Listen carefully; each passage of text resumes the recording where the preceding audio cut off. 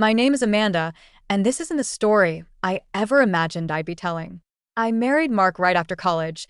We'd met in our freshman year in a crowded cafeteria line, where he joked about my indecision between the salad and pizza. Something about his easy laughter and the way his eyes crinkled at the corners made him unforgettable. From that day forward, we were inseparable. We studied together, traveled together, and shared dreams about the future. By graduation, we knew we wanted a life side by side. When we bought our first house, a charming little fixer-upper on a quiet, leafy street, it felt like the start of a fairy tale. Each weekend was filled with small renovations, paint splatters, and laughter echoing down hallways. The birth of our children, Emma and Ben, brought even more joy and chaos into our home. Watching Mark cradle our newborn daughter, softly humming lullabies, or playfully wrestling with Ben in the backyard, was everything I'd ever dreamed of. Life seemed genuinely perfect, but perfection can be fragile. About a year ago, subtle changes began creeping in. Initially, they were easy to dismiss. Late nights at work turned into missed dinners. Our lively evening conversations slowly became brief exchanges. I convinced myself it was normal. After all, Mark had recently gotten a promotion, a role he'd been excitedly chasing for years. It'll pass, I told myself. Things will go back to normal soon. But normal never returned. Instead, it felt as if the distance between us grew inch by inch each day. He became guarded, especially with his phone, keeping it constantly face down and jumping slightly every time it buzzed. One evening, he abruptly ended a call when I walked into the room, offering a too-quick smile and an explanation that didn't quite sit right. Still, I hesitated to voice my fears out loud, hoping they'd vanish if I didn't acknowledge them. Then came the day my world shifted irreversibly. It was a chilly Saturday morning, and Mark had volunteered to take Emma and Ben to his mother's house for the day. As I tidied our bedroom, humming softly, my foot brushed against something beneath the bed, a small, unfamiliar pink lipstick. My heart immediately sank. I stood frozen, staring at it as if it might disappear if I blinked. It wasn't mine. My mind raced through innocent explanations, a lost gift, something accidentally brought home. But deep down, instinct screamed otherwise. Days passed in a blur. Sleep became elusive, and every smile from Mark felt suspicious. Driven by a painful need to know, I quietly began gathering evidence, my heart breaking a little more with each discovery. Bank statements revealed charges at intimate restaurants I'd never heard him mention. A recurring pattern appeared, Thursday nights at the same romantic bistro downtown.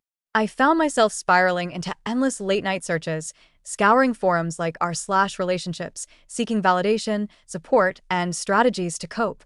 Finally, I decided I had to see the truth for myself. One evening, I arranged childcare with my sister, claiming a much-needed night with friends. Instead, I parked down the street from the bistro, trembling hands gripping the steering wheel as I waited. At 7 p.m. sharp, Mark appeared. Moments later, a woman joined him, a familiar face from his office Christmas party. They embraced comfortably, laughing like old lovers as they walked in together. Oblivious to my presence mere feet away, I felt like all the air had been sucked from my lungs. The ache was physical, gut-wrenching. I drove home blinded by tears, a sickening realization settling over me. Mark, my husband, my best friend, had betrayed everything we'd built together. But grief soon turned to determination. Quietly, methodically, I collected every piece of evidence possible, consulting an attorney who advised thorough documentation. Weeks passed as I moved carefully, masking my heartbreak behind forced smiles and casual conversations. When the day of confrontation finally arrived, I felt oddly calm.